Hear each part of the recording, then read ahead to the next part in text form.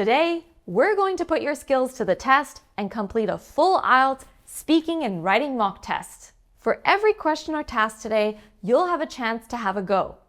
After that, we'll review a sample written or speaking response against the criteria, showing you what they did well and what can be improved. Today's test includes real questions and real timing.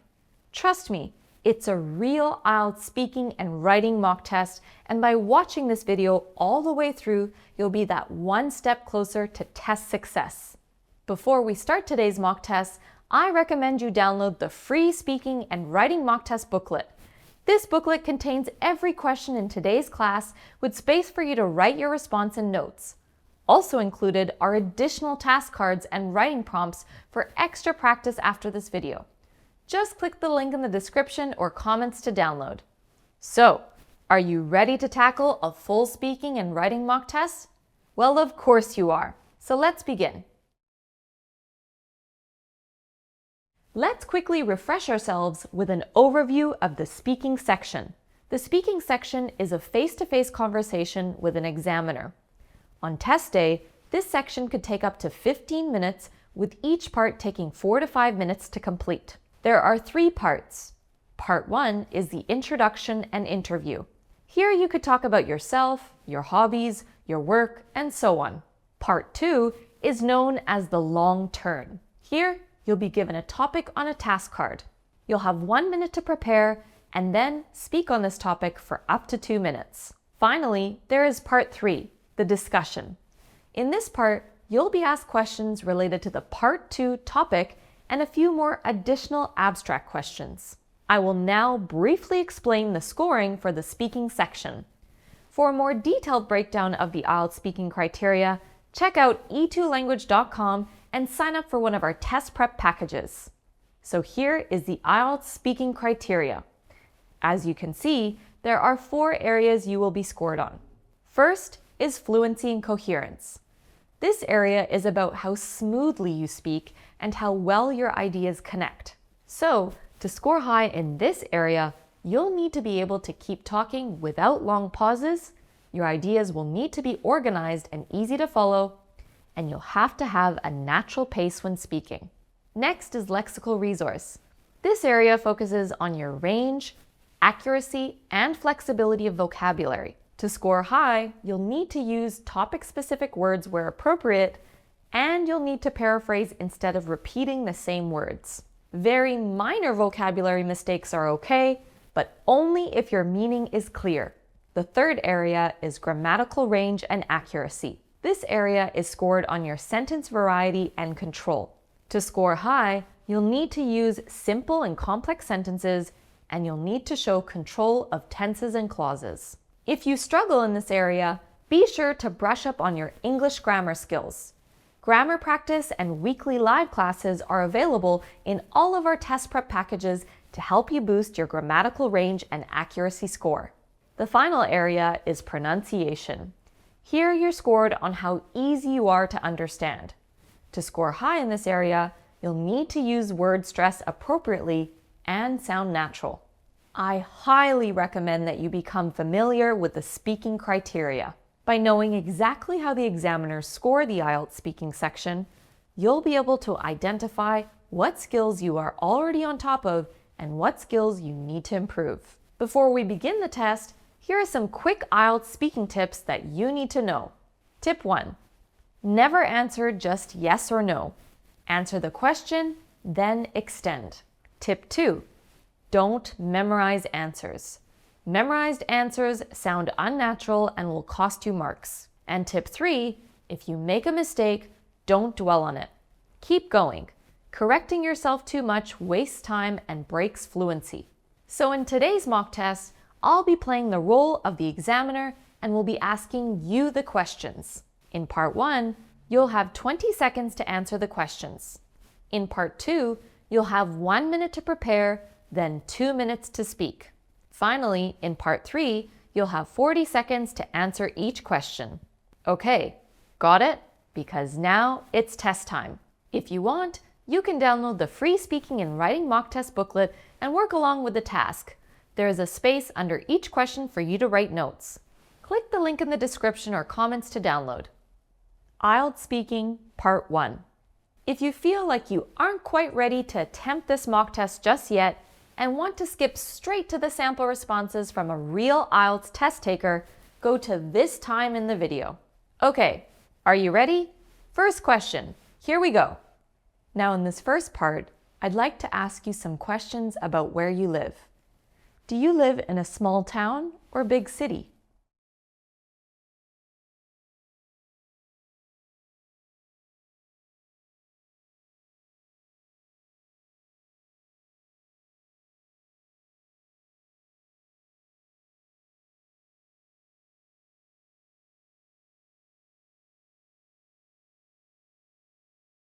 What do you like about where you live?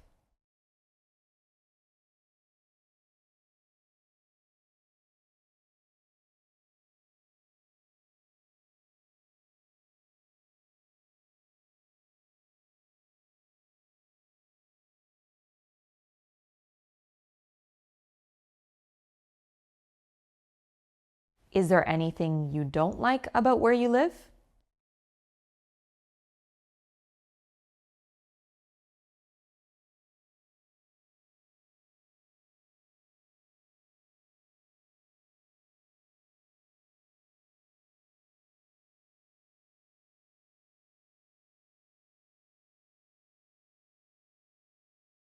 Let's now talk about hobbies. Did you have any hobbies when you were a child?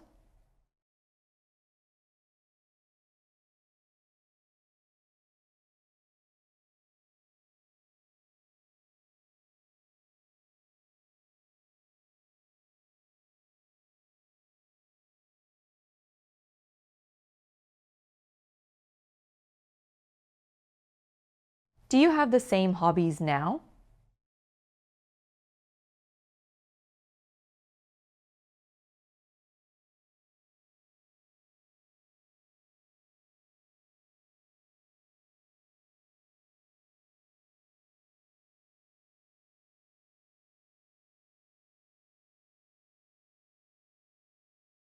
Are hobbies important for children?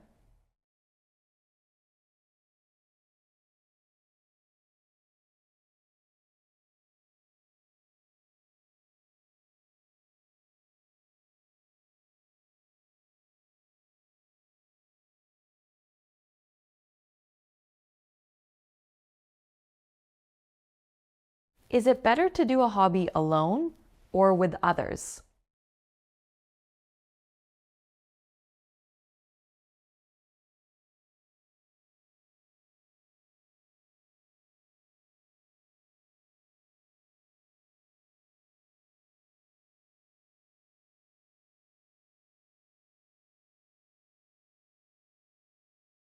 Let's now talk about what you do. Do you work or study?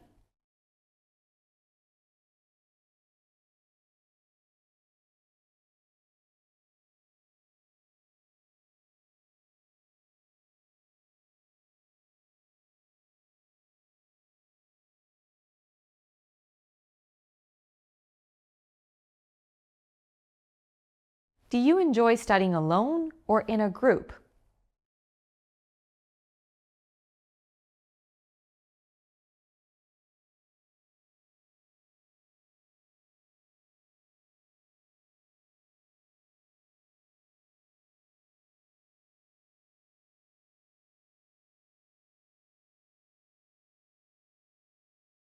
What are your plans when or if you finish your course?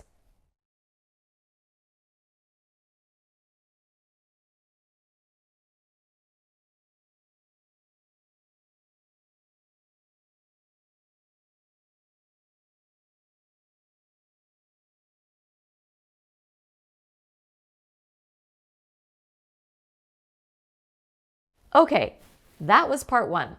How do you think you went? Do you think you did well, or do you think you need a little more practice? Let's now watch a real IELTS test taker give sample responses to those same questions.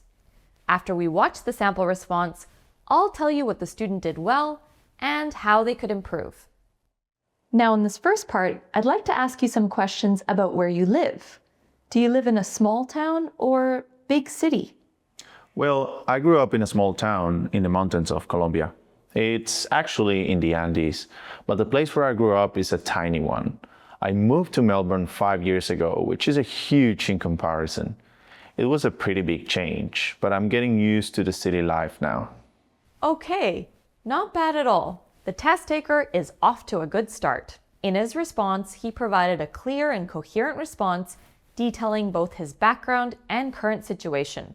There were slight hesitations and the use of some filler phrases like well and actually, but these did not significantly disrupt the overall flow. His vocabulary was appropriate and included descriptive adjectives such as tiny and huge, which effectively conveyed his experience. A suggestion I have for him to improve vocabulary range to an 8 or 8.5 would be to add more advanced and varied phrases. Overall, his first response was clear and coherent, logically describing his background and current situation. While his vocabulary was appropriate and descriptive, it lacked a wider range of sophisticated expressions. Minor hesitations and filler phrases were also noted, though they didn't significantly disrupt the flow. This first response would put him on track for a score between 6.5 and 7.5. To achieve a higher band score, he would need to focus on minimizing hesitations, practicing speaking without pauses or fillers, and increase his vocabulary range by using more advanced and varied phrases and complex sentence structures. Okay, let's look at the next question. What do you like about where you live? Lots of things. Let me see. Well, Melbourne is quite famous for its art and music. So a lot of my friends go to bars and clubs. Personally, that's not really my scene, but I do love the coffee culture of the city. I love just wandering through the city when I have free time, like on the train or something like that. Checking out the cafes and shops. It's a beautiful city, really.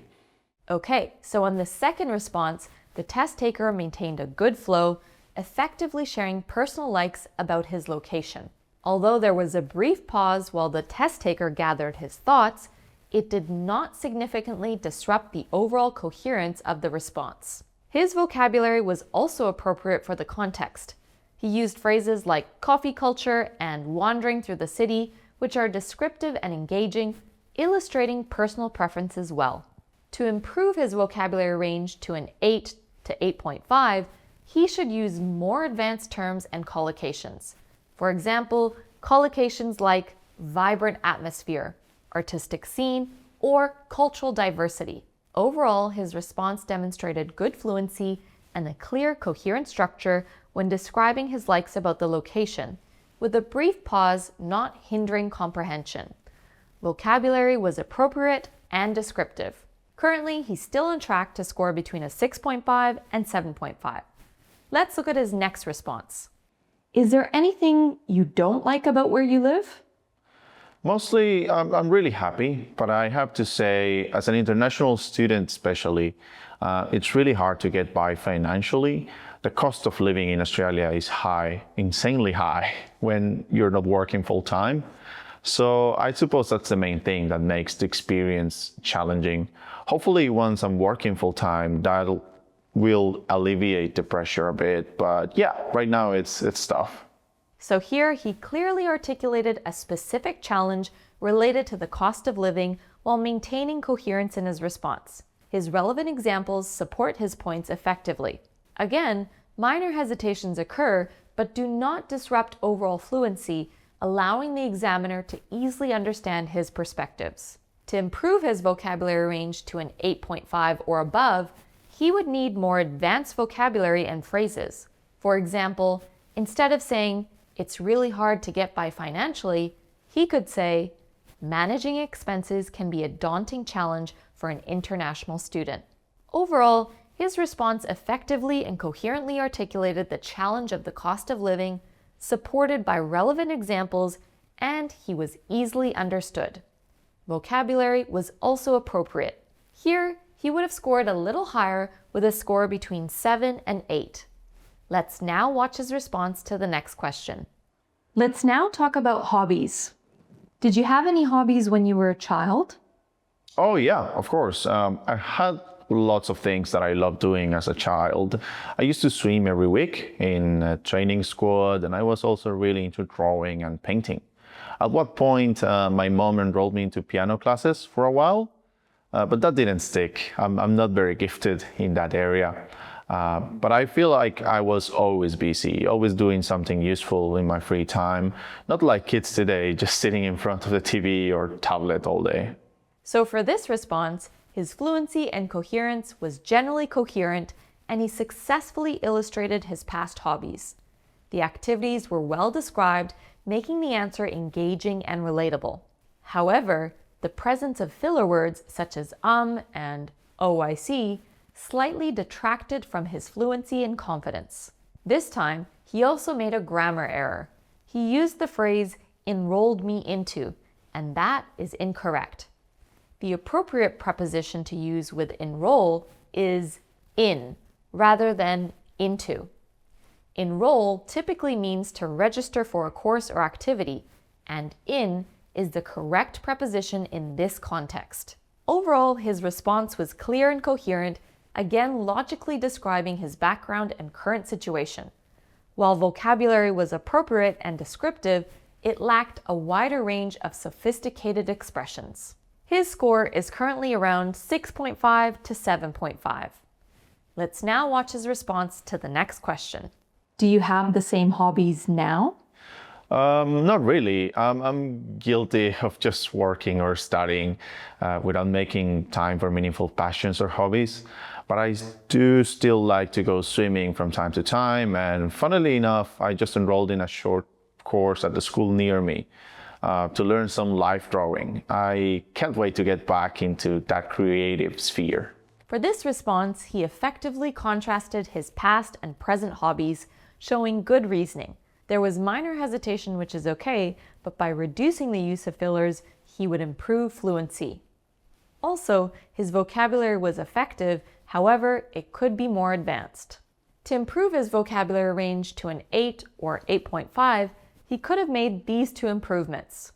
First, instead of, but I do still like to go swimming from time to time, say, I still enjoy swimming occasionally.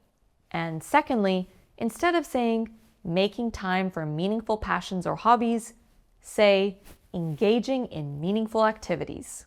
Overall, his response effectively contrasted past and present hobbies with good reasoning, demonstrating coherence. Clear pronunciation supported his score. Still, his speaking score is around a 7. Let's look at his response to the next question. Are hobbies important for children? Yeah, I think they are. As mentioned before, it seems like kids today are so sedentary, so lazy compared to the kids in the past. It makes me a bit disheartened to see these kids sitting on their phones, even at restaurants when they're with their family or with their friends. It would be so much better if they were doing something like drawing or playing outside. It'd be so fulfilling for children to engage in sports, music, or art. Okay, so here he clearly articulated his opinion on the importance of hobbies for children, presenting a coherent response that logically connects children's sedentary behavior to the benefits of engaging in activities like sport and art. There were some minor repetitions, for example, when he said, I think. Overall, his response clearly and coherently articulated his opinion on the importance of hobbies for children, logically connecting sedentary behavior to the benefits of engagement. His score is now sitting around a 7 to 7.5. Let's keep going and watch his next response. Is it better to do a hobby alone or with others? I don't think it really matters, to be honest. It's up to the individual. I mean, personally, I love to be alone sometimes, so I like to draw or just write quietly by myself. But there are times when I want to be around other people. So, there are clubs and teams that you can join if you're that kind of person. But at the end of the day, I think it's still a personal choice. So here he expressed his thoughts in a coherent manner, providing a balanced view of discussing both solitary and social hobbies. His response was generally easy to follow with logical progression. However, his use of filler words like I mean, and you know indicates slight hesitation and disrupts his overall fluency. While the essential points were communicated effectively, these fillers detracted from the smoothness of the speech. Overall, this response was coherent and well-structured, effectively presenting a balanced view on solitary versus social hobbies with logical progression. His vocabulary was appropriate and clearly conveyed personal feelings. He's still hanging around a 7 to 7.5. Let's review his next response. Let's now talk about what you do. Do you work or study? Both, actually. I was an engineer in my home country, and I worked for about 5 years in that role. But at the moment, I'm studying full-time in a business management course, and I also have a couple of part-time jobs. For this response, he clearly outlined his current status in a structured manner with minimal hesitation.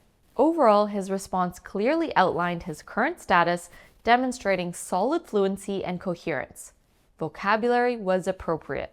His scores are still around 7 to 7.5. So on to his next response. Do you enjoy studying alone or in a group? It's hard to say. I guess it depends on the project and on the people as well.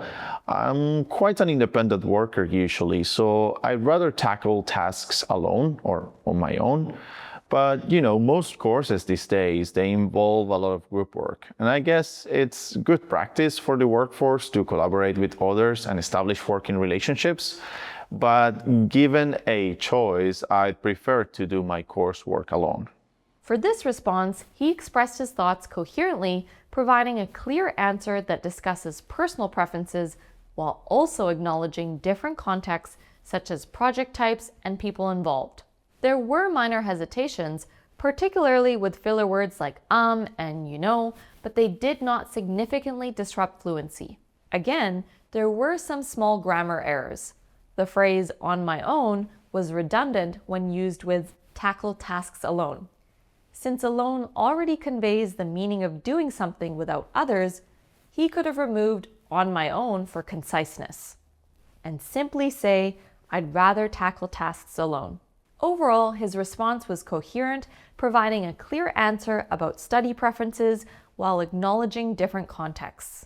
Doing well, still at 7 to 7.5, but not quite an 8. Let's watch his response to the final question for part 1. What are your plans when you finish your course? I'm still deciding on this. On one hand, I really miss home, my former job, my family, and my life back there. Part of me really wants to go back, but on the other hand, there are a lot of good opportunities here in my field. My parents want me to stay and pursue my goals here, but right now it's pretty hard to say if I want to stay. Here, he articulately conveyed his feelings about his future plans, providing a clear contrast between wanting to return home and considering opportunities available in his current location. His response captured both personal sentiment and external influence, such as parents' wishes.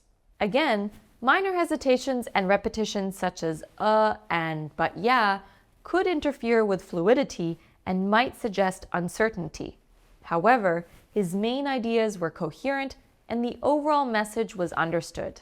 Overall, his response articulately conveyed the test taker's future plans and included personal sentiment and external influences. The main ideas were coherent and understood. His total score for part 1 would be around a 7.5. To achieve a higher score, he would need to focus on minimizing hesitations, increasing his vocabulary range, and using more complex grammatical structures. So that's it for part 1. Let me know in the comments how you think you went. Plus, if you think this video is helpful and you're learning a lot, please share it with a friend. IELTS Speaking Part 2. So here's a task card for today, and I think it's a great topic. If you want to skip having an attempt at this task and go straight to the sample responses for this part from a real IELTS test taker, go to this time in the video. Okay, are you ready? Here we go. Now I'm going to give you a topic and I'd like you to talk about it for 1 to 2 minutes. Before you speak, you'll have 1 minute to think about what you're going to say, and you can make notes if you wish. Please use a pen and paper for your notes, and here is your topic.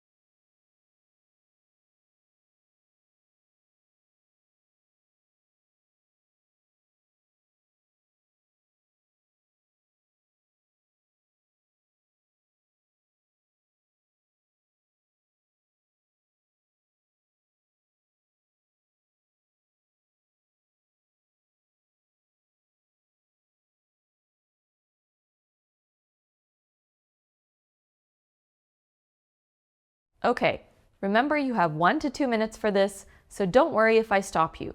I'll tell you when your time is up. Can you start speaking now, please?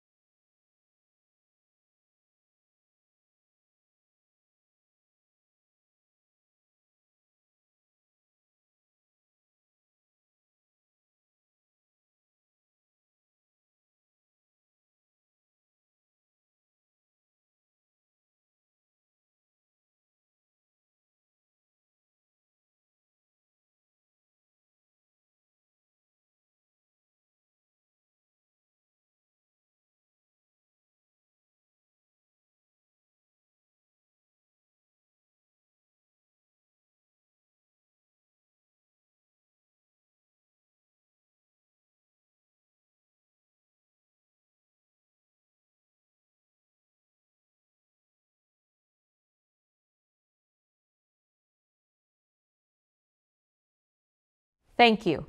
So, how did you find that topic? Please let me know in the comments below. Let's now watch a real IELTS test taker's sample response. Now I'm going to give you a topic and I'd like you to talk about it for 1 to 2 minutes. Before you speak, you'll have 1 minute to think about what you're going to say, and you can make notes if you wish. Please use a pen and paper for your notes, and here's your topic.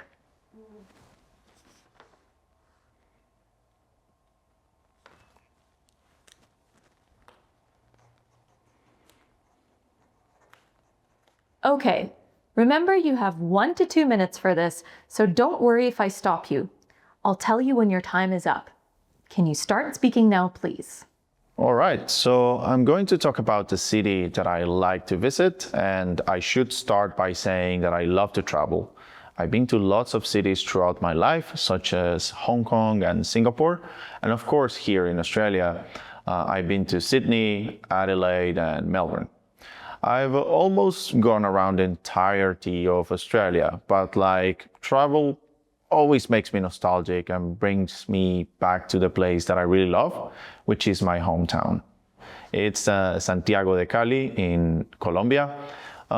It's positioned near the Pacific Ocean on the southwest side of Colombia, and you can see a beautiful sunrise and sunset there. You can visit like nearby rivers, mountains, and of course my family is there. So even speaking about it or imagining it makes me feel like I'm there. I reckon that the city that I haven't been to yet, but I'm really, really keen to visit is Taipei. Taipei is just a small city, but I reckon the people there, according to my friends' stories, they're very warm. The food there is really delicious and cheap. And there are nice places to visit that remind me of my hometown as well. So looking at it, I think I really hope that I can make a trip there by the end of the year. I haven't booked my tickets yet, however. My friend actually invited me to a wedding there, so it's a great opportunity as well for me to go visit. And yeah, I'm looking forward to it. Very, very much excited to adventure around the city. Thank you. Do you often travel to new places? Yes, I try to. Whenever I have time off, I like exploring new cities because it helps me learn about different cultures and lifestyles. I don't travel as much as I like to, but I always look forward to discovering somewhere new. Okay, not bad at all. Let's review his response. The test taker demonstrated reasonable fluency with ideas flowing logically from discussing his hometown to the city he'd like to visit. He also presented personal insights and experiences related to travel, which enriched the response. However, his use of filler words like and you know, and some slightly awkward transitions, and but I reckon, disrupted the flow of it. His vocab was generally appropriate and reflected personal feelings about travel. Phrases like warm people, delicious and cheap food, and great opportunity show a fair level of lexical resource. He did make a few grammar errors. For example, the phrase very, very much excited is slightly awkward. A more natural expression would be very excited. Overall, he delivered a strong response and demonstrated his English skills. He was clear and easy to understand. If he wants to score 8.5 or above, he would need to improve his vocabulary range by enhancing his lexical variety. His overall score for speaking part 1 and 2 is still around a 7.5. He's doing great and still has part 3 to improve his score. But first, it's your turn. IELTS Speaking, part 3.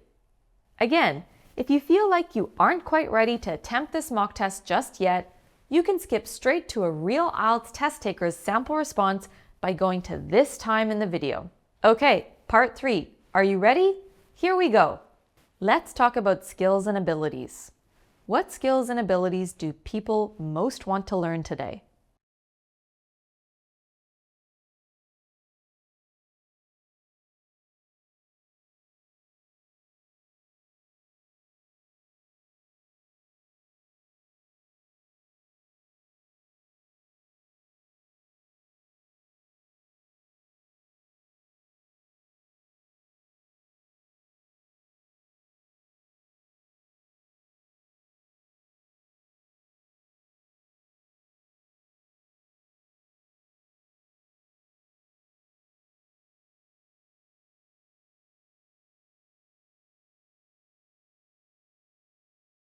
Which skills should children learn at school?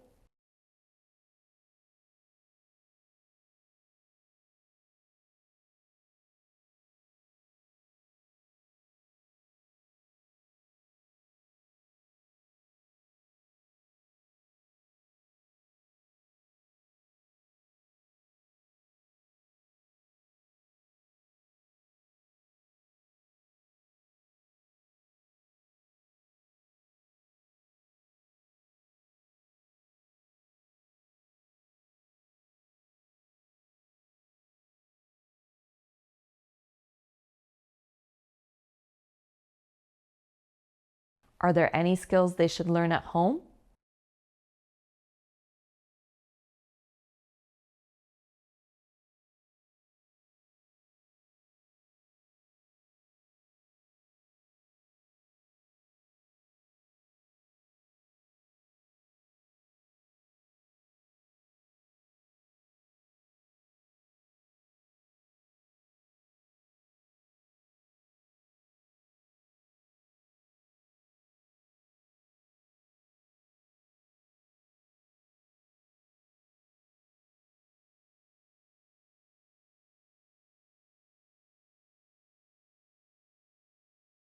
Which skills do you think will be important in the future?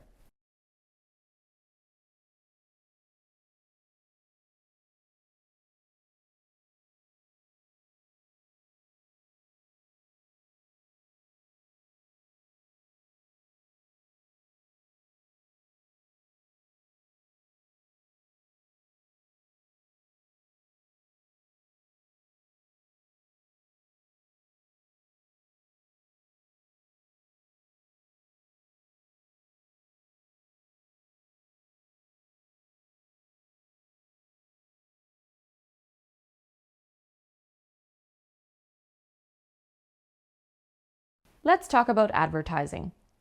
How do advertisements attract attention?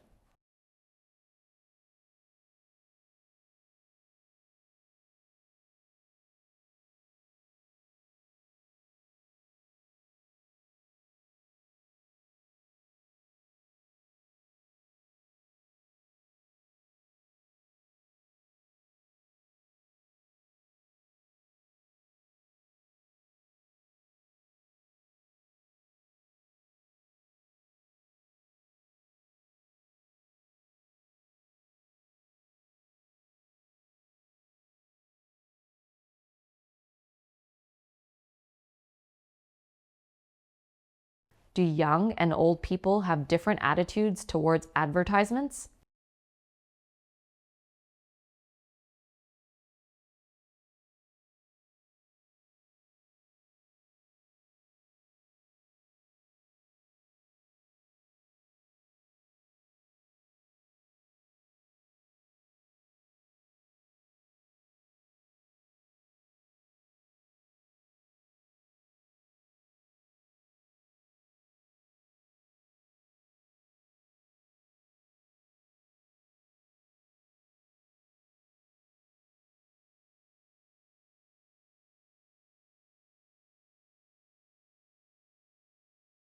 All right, how did you go?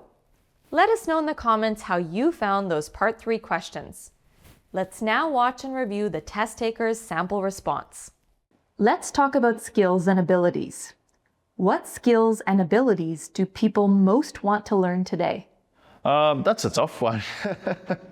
I mean, it seems like there's a course for absolutely everything these days. For example, on LinkedIn Learning, there are courses for job interview skills, communication skills, how to dress as a manager, how to write an email and such. People seem to be hungry for knowledge. Having said that, I'd say the most important skill people need to acquire nowadays relates to technology. As the younger generation joins the job market with their digital native knowledge of all things tech, it's going to be really hard for older people, the less tech savvy ones, to compete. So yes, I do think that a lot of people are desperately trying to upskill. Okay, so the test taker responded fluently and articulately, clearly expressing his ideas without significant hesitation. His response flowed logically, starting from the broad observation about available courses to specific skills people need to learn, especially in technology. He effectively uses cohesive devices like having said that and as the younger generation joins the job market to connect ideas and enhance coherence within the response. In his response, he did make a few grammar errors. He said, having said that, I'd say the most important skill people need to acquire nowadays relate to technology. Relate is incorrect because skill is a singular noun. Therefore, it should be relates to match the singular subject. His vocabulary was appropriate and varied. Phrases such as hungry for knowledge, digital native knowledge, and upskill are effective and demonstrate a good range of lexical resources relevant to the topic. For his first Part 3 response, his score is currently around a 7.5 to 8. Let's watch his next response. Which skills should children learn at school? It's the same, I guess. They need to learn tech skills too. 20, 30 years ago, you went to a school and the teachers taught you everything, maybe with the help of a textbook. Whereas these days, information is everywhere. The internet has completely changed how kids listen and learn. I think I don't have kids myself, so I'm sort of guessing here. But I think that now kids need to learn to find reliable sources of information and verify those sources, and how to navigate the sea of information that they're presented with. I guess what I mean is that at school now, they need to learn skills that are very 21st century and not just math, geography, or memorizing things. The test taker has communicated his ideas fluently with a logical progression from the importance of tech skills to the need for children to learn how to navigate and evaluate information sources. The overall structure of his response is clear and coherent.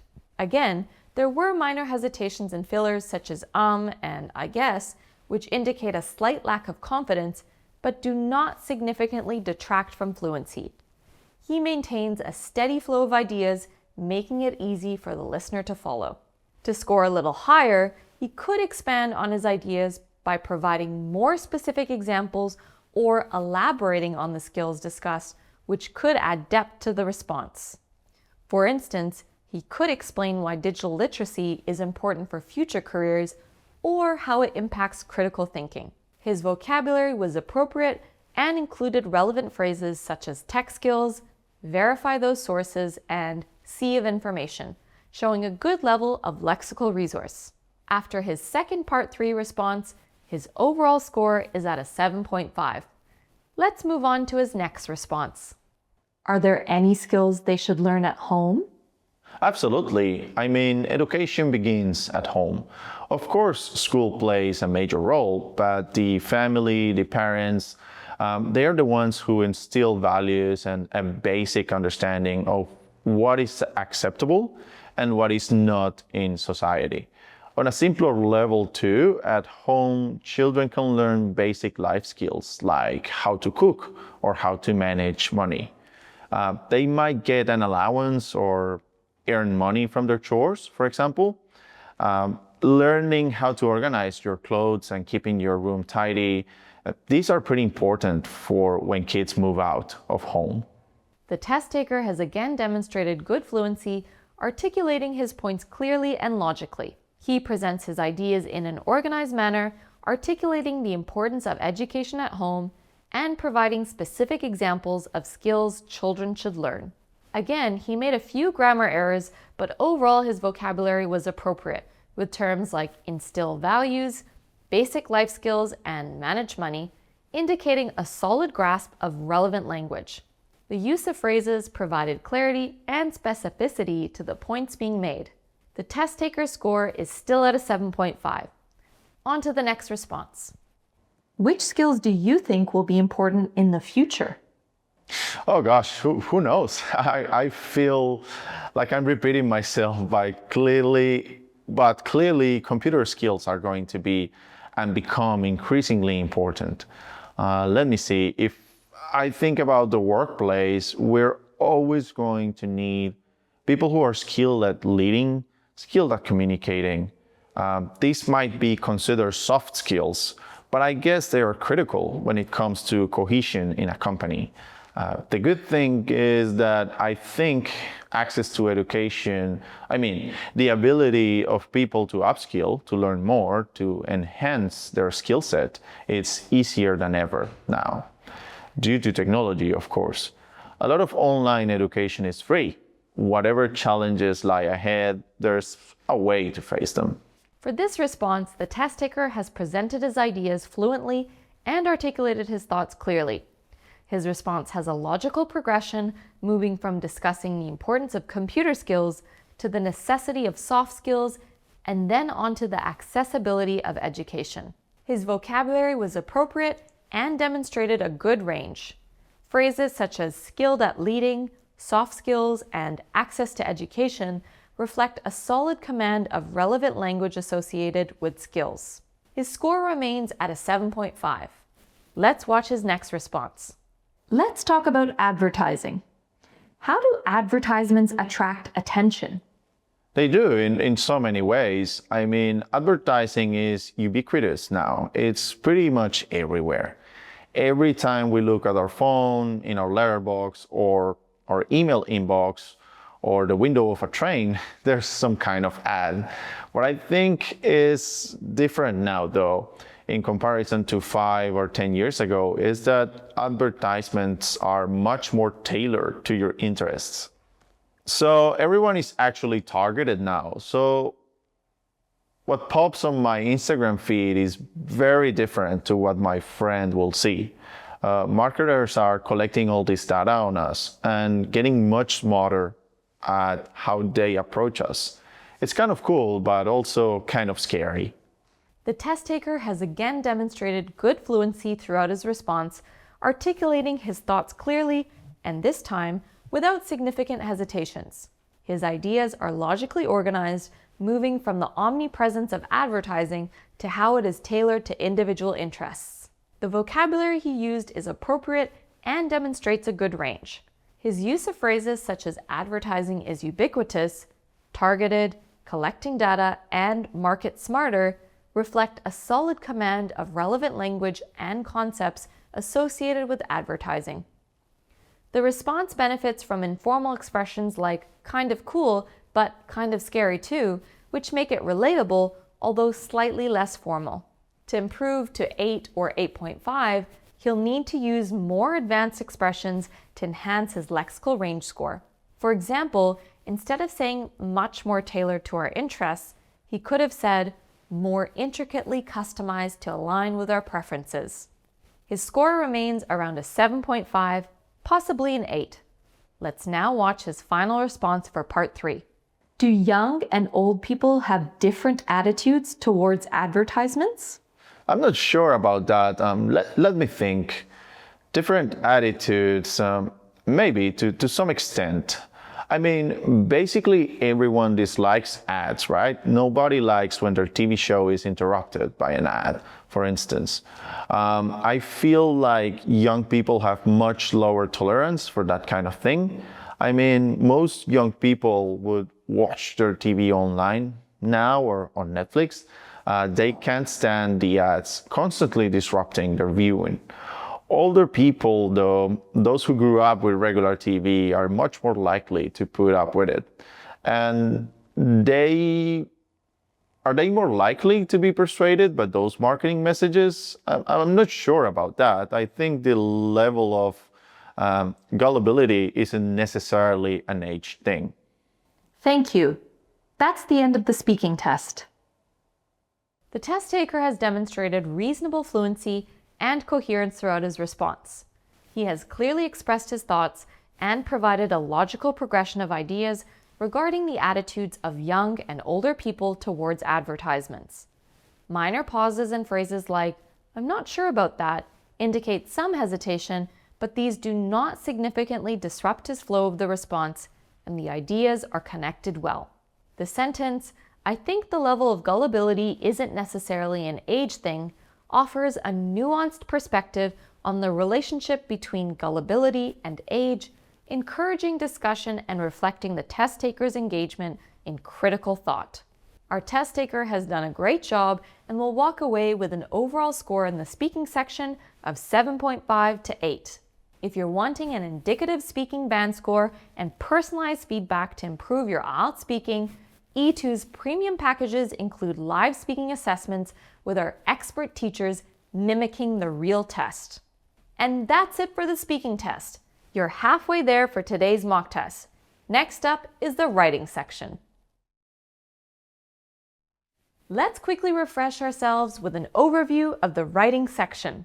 The writing section for both IELTS Academic and IELTS General Training includes 2 tasks. The total duration of the writing section is 60 minutes. For IELTS Academic, Task 1 will require you to describe visual information such as a chart, graph, or table. For IELTS General, you'll be required to write a formal, semi-formal, or informal letter. For both IELTS Academic and IELTS General, Task 1 takes around 20 minutes.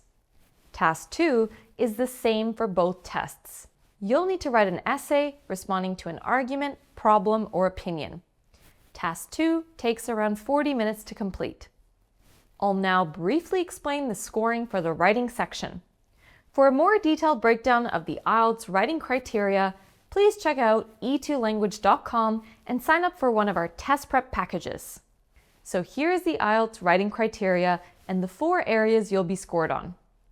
First is task achievement. This area scores you on how fully and effectively you answer the question.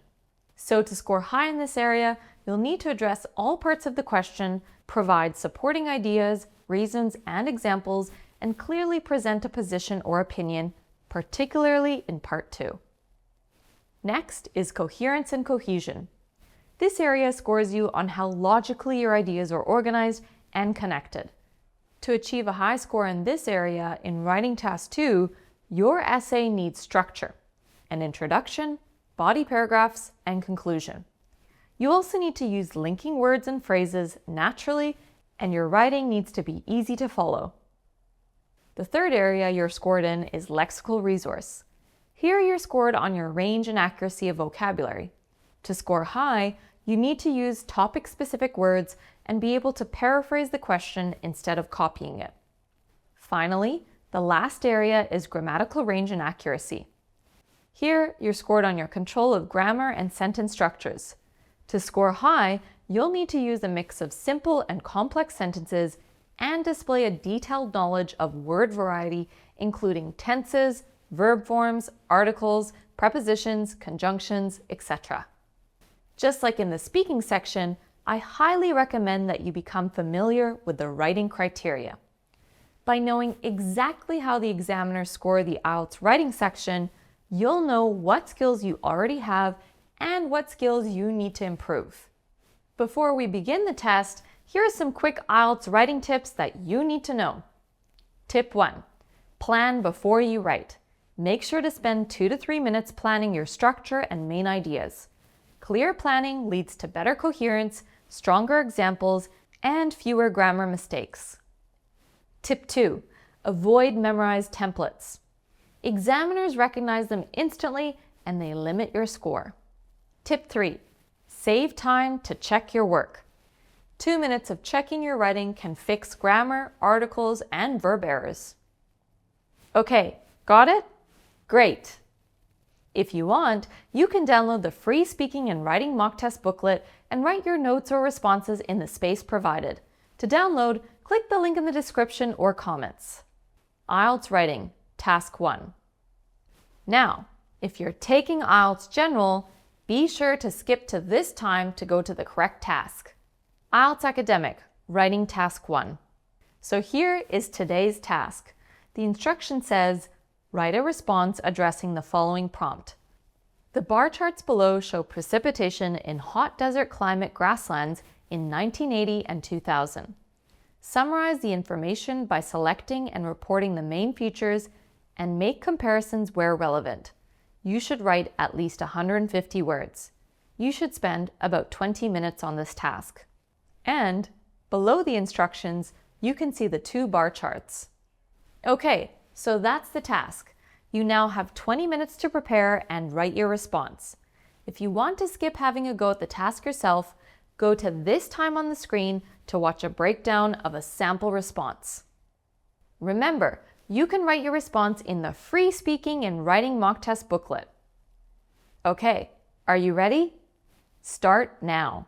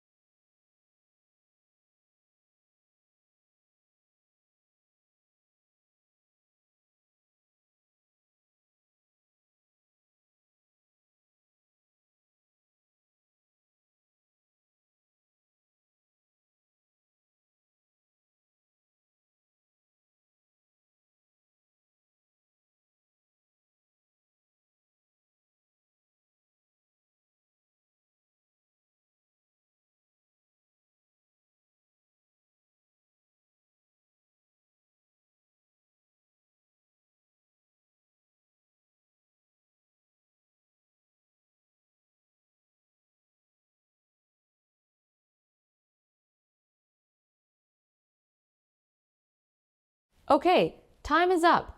How did you go? Let's now review a sample response. Here it is. Let's read it together. The bar charts represent the amount of rainfall in hot desert grasslands in the years 1980 and 2000. It can be seen that the 2 years shown exhibit significant variation in precipitation patterns.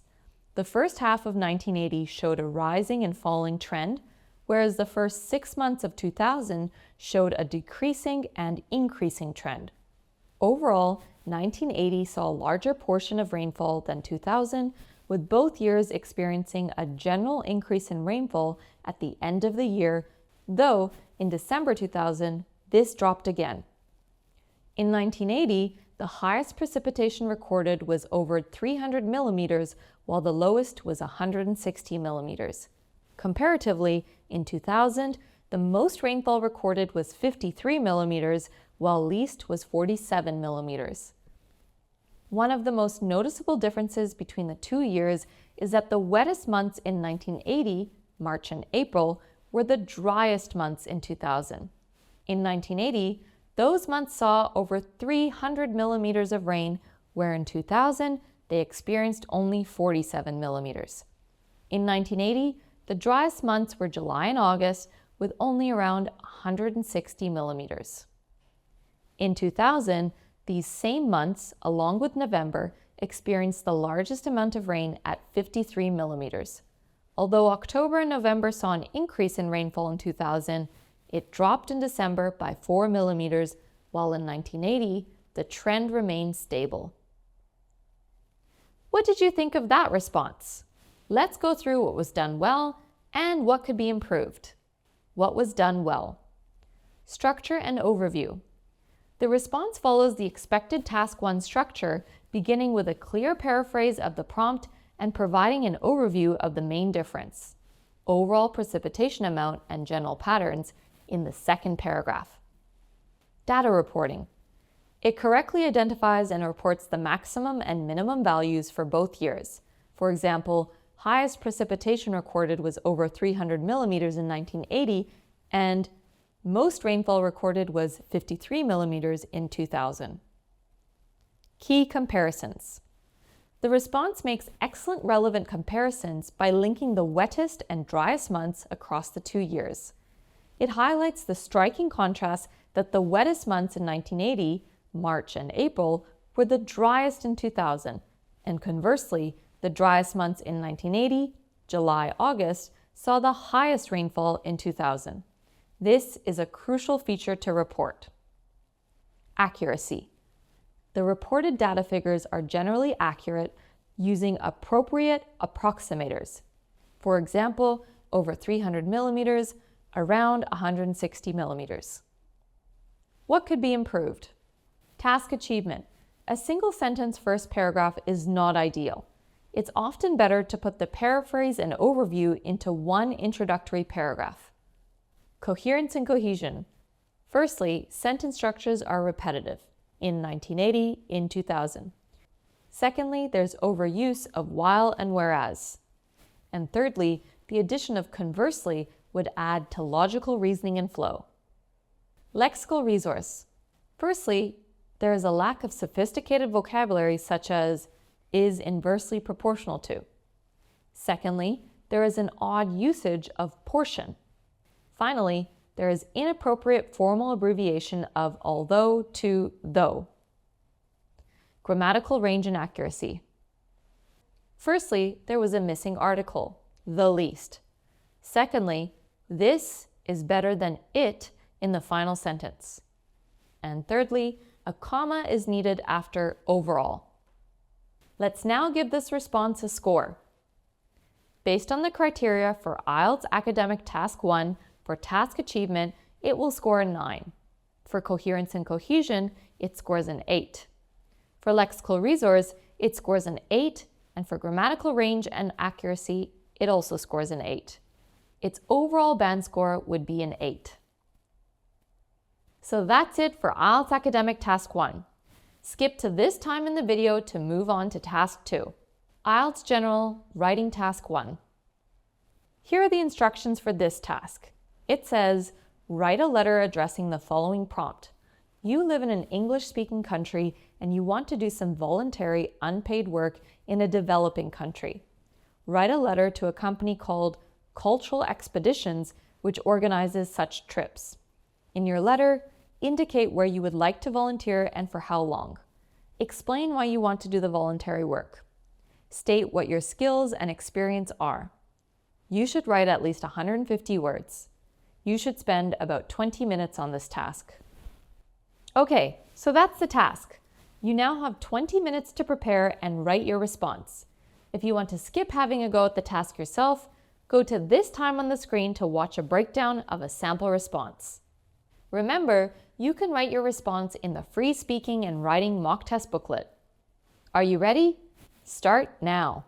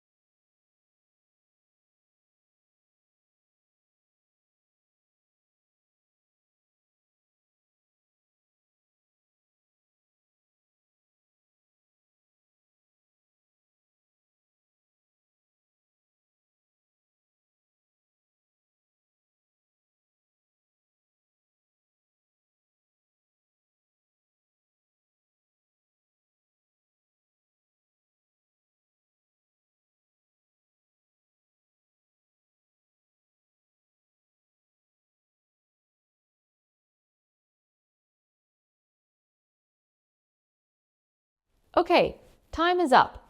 How did you go? Let's now review a sample letter. Here's our sample letter. Let's read it together. Dear Miss Pascal, I'm writing this letter to express my interest in your 6-month volunteer program in Morocco for university students. As I am completing a degree in international development, I have to complete 6 months of volunteer work in a developing nation.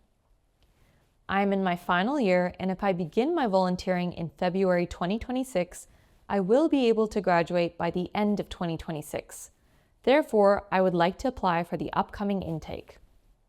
I am interested in Morocco because French is a spoken language there, and I have been studying French for the last 3 years, so the language barrier will not be a problem. Because I have worked with children locally in my home country of India, I am primarily interested in working with children in orphanages in Marrakesh. Additionally, I have completed basic first aid training and I have a working with children clearance. I can utilize my experience in training and also my French language during this experience to contribute to the volunteer program. I look forward to hearing from you. Yours sincerely, 𝐦𝐨𝐫𝐞. So, what did you think of that letter? Do you think it will achieve a perfect score, or are there improvements to be made? Let's go through what was done well and what could be improved. What was done well? Task achievement. The response successfully addresses all 3 required bullet points. Where and how long? The response clearly states the intention to volunteer in Morocco for 6 months starting in February 2026. Reason for voluntary work. The letter explains the primary reason is to fulfill a mandatory requirement for an international development degree. Skills and experience. The letter mentions relevant skills like 3 years of French study, experience working with children locally, and holding basic first aid training and a working with children clearance. Tone and format. The letter uses the appropriate formal tone required for writing to a company. Dear Miss Pascal, yours sincerely. The purpose of the letter is clear from the opening sentence. Coherence and cohesion. The information is well organized into logical paragraphs with a clear flow between the purpose, the requirement, the specific location interest, and the relevant skills. Grammatical accuracy. The grammar is highly accurate with good control of verb tenses and complex sentences. As I am completing a degree and if I begin my volunteering, I will be able to graduate. What could be improved? Task achievement. The requirement to explain why you want to do the voluntary work does not focus on want. The overall tone is more, what can you do for me, than what can I do for you? The original second and third paragraphs would be better amalgamated. Coherence and cohesion, using and to link. I am interested in Morocco because French is a spoken language there, and I have been studying French for the last 3 years, so the language barrier will not be a problem. This creates issues with implied incorrect logical connection, made worse by the incorrect use of commas. French is a spoken language there, has odd implications, for example, that it is not a written language there. The recipient of the letter would know that French is spoken in Morocco. Inappropriate use of additionally.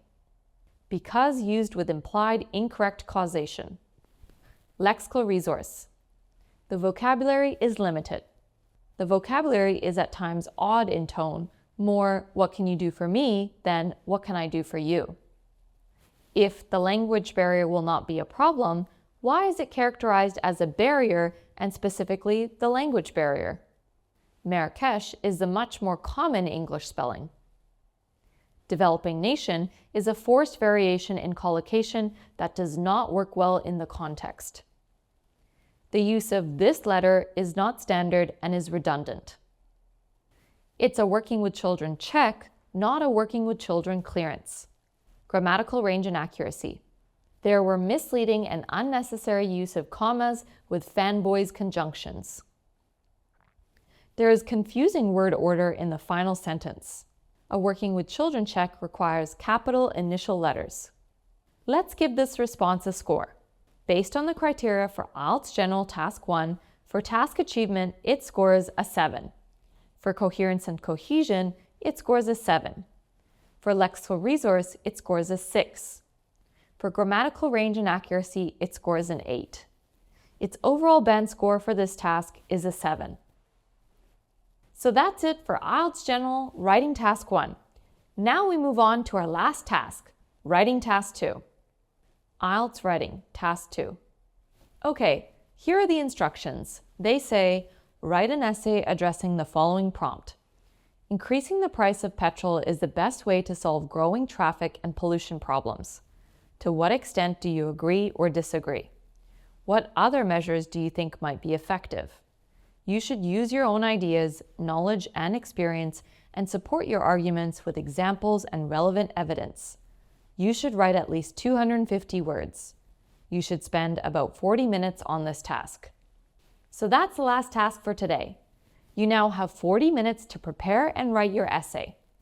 If you want to skip having a go at the task yourself, go to this time on screen to watch a breakdown of a sample essay. Are you ready? Start now.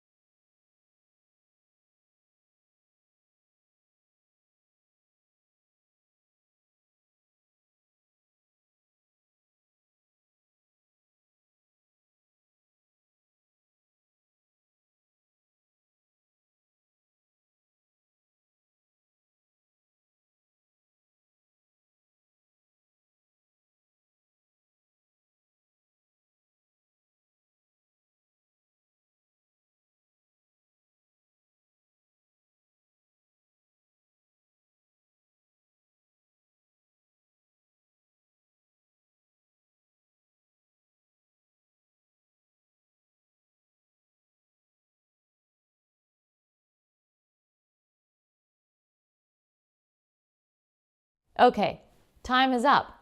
How did you go? Let's now review a sample essay. Here's the sample. Let's read it together.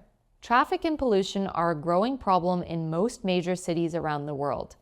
Some propose that raising petrol prices is the best way to solve these problems.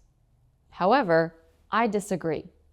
This essay will explain why and also suggests some other ways that congestion and pollution may be minimized. Although congestion and the resulting toxic emissions are both major problems in many cities, I do not believe that making petrol more expensive for motorists will reduce the number of cars on the road. It is a weak deterrent for people because drivers are used to incremental increases in petrol costs. Fuel prices regularly fluctuate up and down as a result of international affairs and geopolitics, and people still drive their cars regardless of the price. Therefore, I do not think this would be an effective method in solving the environmental problems that result from traffic. I do, however, believe that there are other methods that might be more effective. Firstly, there needs to be alternative forms of transport for people in big cities. Many major urban centers like Melbourne have instituted initiatives like public bike sharing. This encourages people to ride rather than drive. Another solution is to make public transport accessible in all areas. Again, in Melbourne, most neighborhoods have a train station or tram access, but many do not. Building public transport systems in all areas of the city would provide more opportunity for people to choose not to drive. Overall, raising the cost of fuel will not deter people from driving. I believe the best way to decrease traffic and reduce pollution is to provide alternative means of transport and provide access to public transport in places that do not currently have it. So, that was our sample essay. Let's now go through what was done well and what could be improved. What was done well? Task response.